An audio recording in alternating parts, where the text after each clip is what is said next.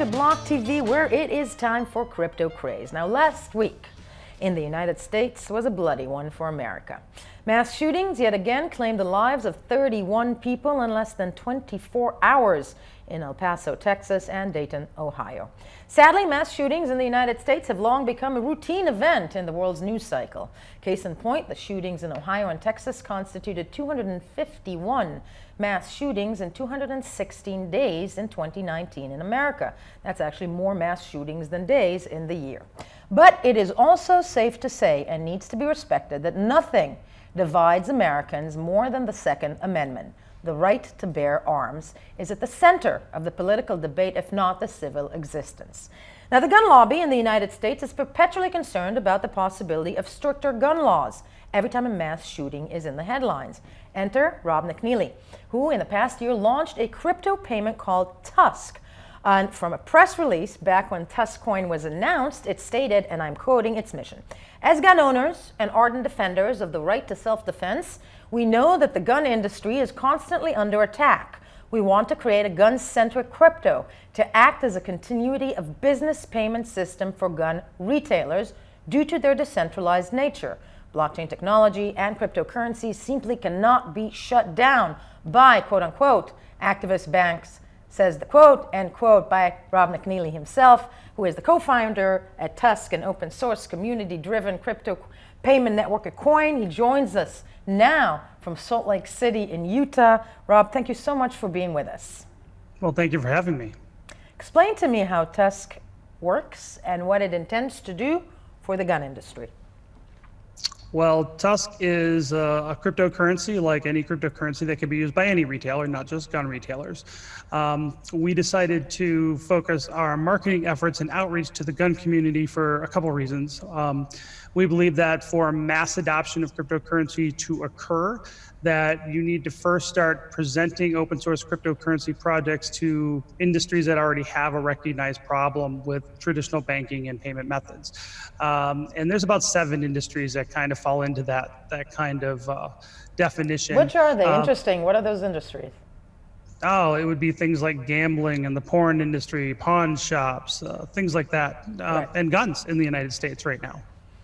Okay, and how does this enable, how does it ease for, for gun purchasing? What does it do? How does it enable, better accessibility, I'm assuming?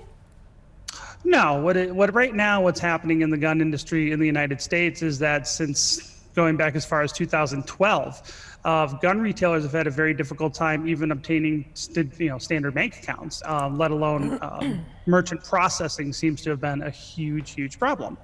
Many banks won't do business with gun retailers. And in fact, if you do get a merchant account, the gun retailers end up paying high risk fees.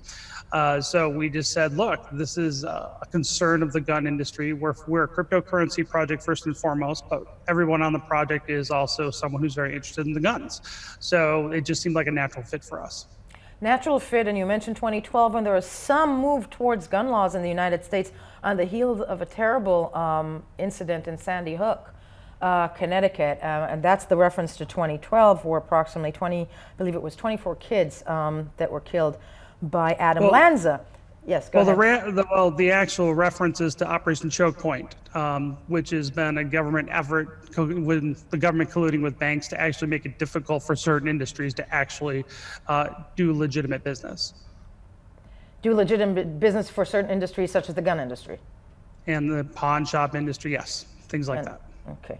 Is there a need, though, can guns on the blockchain, and I have to ask this because we're speaking in August 2019, but can guns on the blockchain be used in any way actually to limit the access of guns to people who may end up walking into groceries, schools, or malls and kill people? Can blockchain, I think that there's some efforts in a couple projects out there that are looking to use blockchain technology to do registration of firearms. TUSC is not a project that has anything to do with gun registration, and personally I'm opposed to gun registration on the blockchain. Why? Because registration equals confiscation, ultimately. I'm going to ask you then about red laws, red flags, because at the end of the day, I'm assuming TUSC can also, if indeed, right now there's a lot of chatter, irrespective of whether it happens or not, that even the Republicans are touting, red flags. Red flags meaning it's sort of a legislation that basically enables family members to confiscate guns from the people who have them, but show, that they shouldn't be owning them. Case in point, the people who had them in El Paso, Texas, and Dayton, Ohio. What you feeling about that? Red flags laws are 100% unconstitutional. They violate several constitutional amendments. Right to privacy is number one. And whenever you're going to pass a law or a regulation, you always have to look at how it will be abused. And we know through, all sorts of regulations where people are falsely accused of crimes, people that have ever gone through a divorce.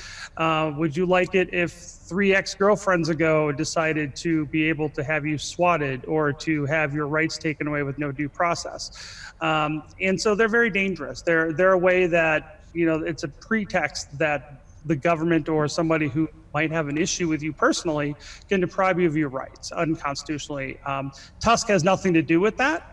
But personally, we're definitely people like me that are in the gun industry are very concerned about that happening. So red flag laws are disastrous for freedom in this country.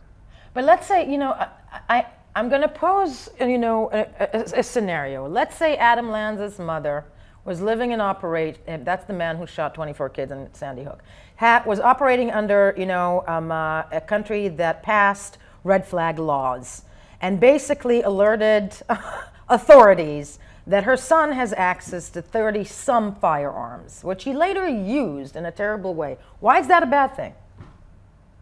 Why is what a bad thing? If you can strip people who have the inclination to use guns for the sake of killing innocent people, to take that away from them. Well, you already have due process, and you can do that in a due process method. If someone's threatening somebody and someone's going to commit a crime and you have reasonable suspicion, people can be arrested for that now. You don't need a red flag law. Red flag law goes way beyond that. And sets the government up to be able to eliminate habeas corpus in this country. And this will be stretched to other industries and other crimes. And that's the problem, is you got to weigh this against the fact is we already have due process. Due process applies to everybody. If you want to say, gun owners, or if you want to be able to have the government pick a group out, and because this group has guns, or a group maybe looks a little different than you, all of a sudden doesn't have rights, and the government says they're a threat, now all of a sudden they don't have rights. And that's without due process, and that's a real problem. If you want to eviscerate due process from the Constitution, then amend the Constitution. I don't think anybody wants to eviscerate it from the Constitution. I'm asking you, Rob, I'm going to hash this out. When it comes to due process, clearly though, you and I are discussing this on a very bloody week in the United States. It is no secret that gun incidents, mass shootings are a daily occurrence. So what needs to be done? How do you stop that? Well, it depends on what type of occurrence. When you opened the show, you talked about Dayton and El Paso, but you neglected to talk about the 77 people that were shot in Chicago. Why is that? The 77 people were shot in Chicago in what incident? And multiple incidents over Friday, Saturday, and Sunday. Okay. Which happens almost every single week in Chicago, if you look it up, but the media doesn't talk about it because it's black on black crime and it's drug war crime.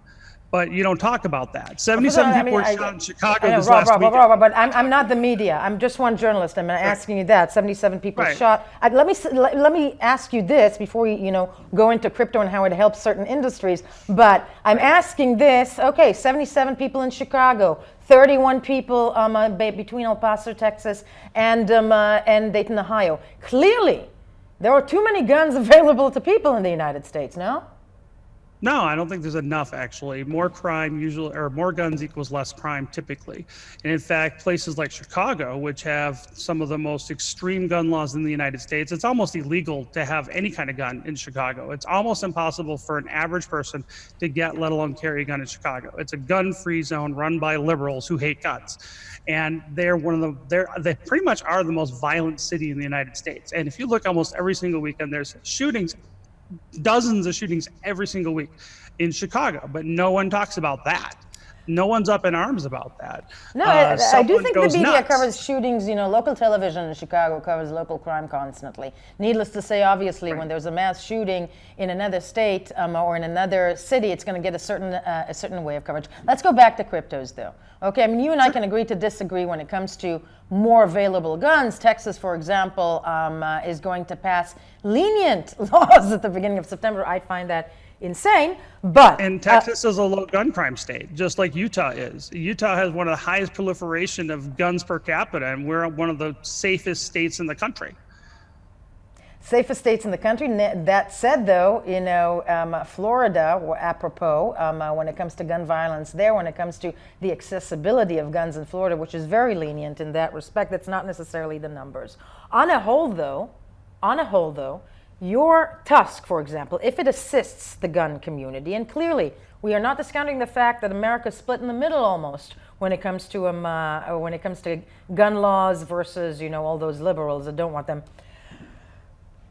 But what is, you know, you like crypto in the respect that it's decentralized, and you're coming at it from a libertarian point of view. I'd like to remind you of 10 years ago, because that leads me later on to where the sphere is heading.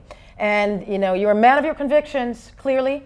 You have been, you know, having the same ideology for years. Here's you, 10 years ago, this is your life, running for Congress. Now, I personally oppose any taxation on the internet, email, which they tried to do before, and affiliate marketing and things like that. And this is why. Ultimately, as the economy gets worse, more and more people are losing jobs every single day. We're hemorrhaging jobs in this country. And a lot of people are going to go try to start their own businesses, and many of those businesses will be started on the internet. The great thing about the internet is that there's really low cost or low barriers to entry to start a business on the internet. And instead of the government trying to foster and encourage people to go and create new businesses and create wealth and create jobs, the government's going to try to slap us down with more idiotic taxes, like the email tax that these people floated around for a while that failed, thank goodness. So how I look at it is, if the government should keep its paws off the internet altogether, let businesses flourish, let businesses hire people, and let businesses go and bring this economy back. But any attempt by the government to tax these businesses on the internet, I'm going to fully oppose when I get to Washington. Okay, that leads me straight to Libra. First of all, what is your feeling about Libra?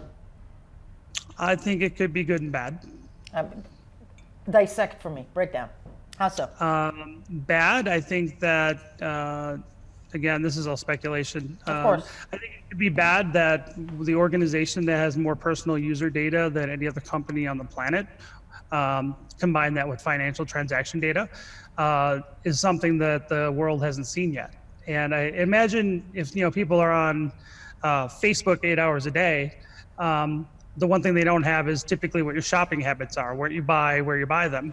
If Amazon had the user profile data that Facebook does, it would be unstoppable. It would be impossible to compete against that, even if you're a small business.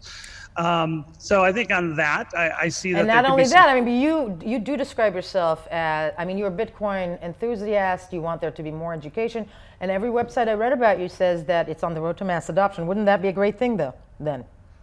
Well, I think on the good side of what I'd like to see Libra happen, I think I said it's good and bad. I think I could foresee where you would have an Orwellian police state kind of level of intelligence on people by a private consortium or cartel of corporations. I don't know if that's going to manifest itself that way, but I think it could. That's kind of scary to think about, but we don't have evidence that that's what's going to happen. But, you know, I always say, what's the worst case scenario? Let's prepare for worst case. What's the worst case scenario? Okay. I believe Libra could create on and off ramps for crypto, which other cryptos might be able to leverage from. I think Libra could create awareness of crypto that didn't exist before. But I think more importantly, the lobbying power behind the Libra consortium could actually hopefully change the IRS rules regarding cryptocurrencies to treat it more as a foreign currency rather than property. Because I think the taxation issue and the way the IRS is viewing crypto is actually going to hinder its adoption. We agree on something. That said, I'm asking you about Libra, though. Hey. When I'm asking you about Libra is that it is not decentralized at the end of the day, isn't it? No, not Okay. as decentralized, no. Okay, should it be regulated? You know, I don't really have a strong opinion on what should or shouldn't be regulated, because that's kind of a loaded term. Regulated in what way? Regulated in what way? Look, many would argue that Facebook, throughout the 2016 election, did things, okay, such as sell information of some of their, I'm sure you know about Cambridge Analytica? Cambridge Analytica, et cetera. We're talking on a day that Binance was hacked a year ago, but still, the information of several, not few of its customers appears on Telegram. That regulation is necessary to protect another right. I mean, if one has a right to bear arms, they also have a right to privacy. There are those who would argue that privacy is a basic human right. Well, I would argue that privacy is protected by the 9th Amendment in the United States.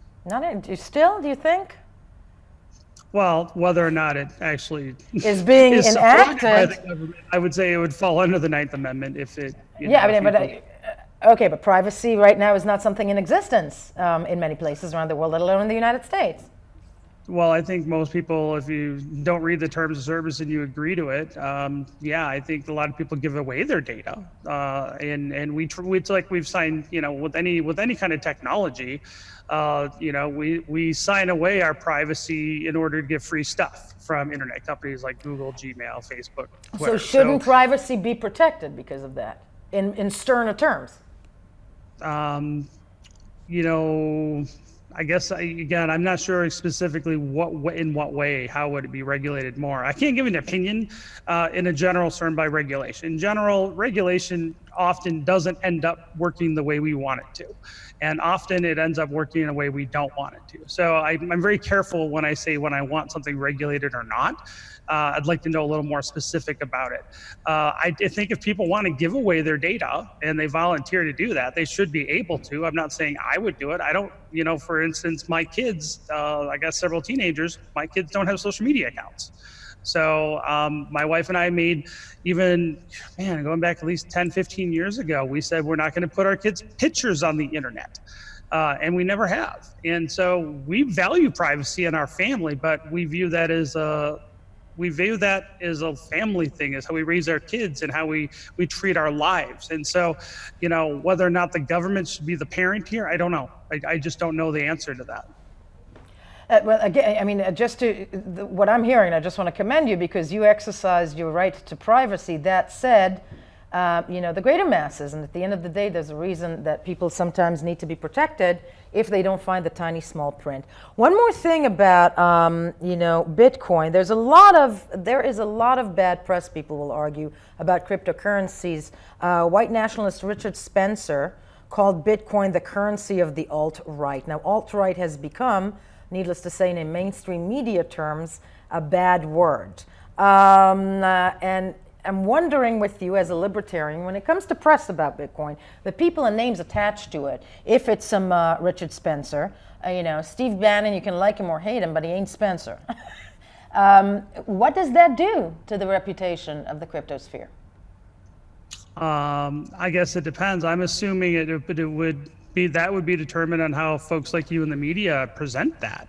If you say to the folks that your audience that cryptocurrency is this, whether or not it is or isn't, that's going to be how you influence people. I am not alt-right. I'm not even a member of the Libertarian Party. I'm just an independent person myself that tends to have libertarian, views on things. But as far as reputation, most people that I run into when they hear about cryptocurrencies, which most people that I talk to have heard of Bitcoin and cryptocurrencies, they don't know anything about it typically. So that's kind of what I'm finding out there. I haven't heard on the street, and I'm talking with just end users who are the people that I'm focused on talking to, they typically haven't heard anything negative about it other than it might be scammy or they're worried about losing their money in some kind of, from some kind of thief or something. That typically is what I'm seeing, but I haven't heard out in the public and personally that someone's concerned about it being alt-right kind of thing. And when it comes to a tool, and by the way, you keep calling me the media. I'm not saying you're alt-right. I'm not the media. Don't worry. I'm just Yael. But Okay, good. good. Okay. Now, but according to the press that's coming out there, Bitcoin, wouldn't you agree with me before we conclude this, that in order to get to mass adoption, more people need to be educated about it? We've heard many things about cryptocurrency. We've heard it be as if it's a tool for terrorism, which, you know, I would counter that's BS, because at the end of the day, any type of currency can be a tool for terrorism. And, you know, well, the number one tool for crime and terrorism is U.S. dollars and cash. That's the most widely circulated, currency on the planet right now, and that is the ideal one for people doing illicit activities, whether it's terrorism or crime. So, if we want to talk about banning crypto or currencies that aid in those kind of things, we got to go after the U.S. dollar, because that's what's used mostly for that. Wondering with you, when the President of the United States tweeted Bitcoin, the word Bitcoin, for the first time about a month ago, what did you think of that? I didn't really pay much attention to it, to be honest. I'm kind of heads down in my own project. You are actually not. You do not subscribe to the president's Twitter handle, do you? I think I do. I have to take a look. Okay. I follow a lot of people on Twitter. So anyway, he tweeted Bitcoin. People thought that was, you know, the road to mass adoption. Is it good or bad for the coins? I think it's like anything else. I think positive attention is going to help, but ultimately, I think mass adoption is going to be kind of delivered by the fact that cryptocurrencies that reach out to industries that currently have a problem. Right now, pretty much every cryptocurrency on the planet is mostly used for speculation, including Bitcoin. But I think if we want people to use cryptocurrency as a currency for buying and selling goods and services, you need to start talking to people and industries and present cryptocurrencies as a viable option to industries that currently have a recognized problem. And right now, I don't see most cryptocurrency projects focusing on reaching out to certain industries that do have a problem. And I think solving people's problems, when people present cryptocurrency as a way to solve somebody's problem, that's where you're going to get the mass adoption from. Inshallah to that. As we say, though, you know, POTUS did tweet it in a negative form. That said, you and I are speaking on a day where cryptocurrencies are actually soaring. Rob McNealy, I want to thank you so much. Also, of the Rob McNealy podcast, co-founder TUSC, the open source community-driven crypto payment network for firearms and the firearm industry. I want to thank you for joining us on Block TV today. We'll be right back.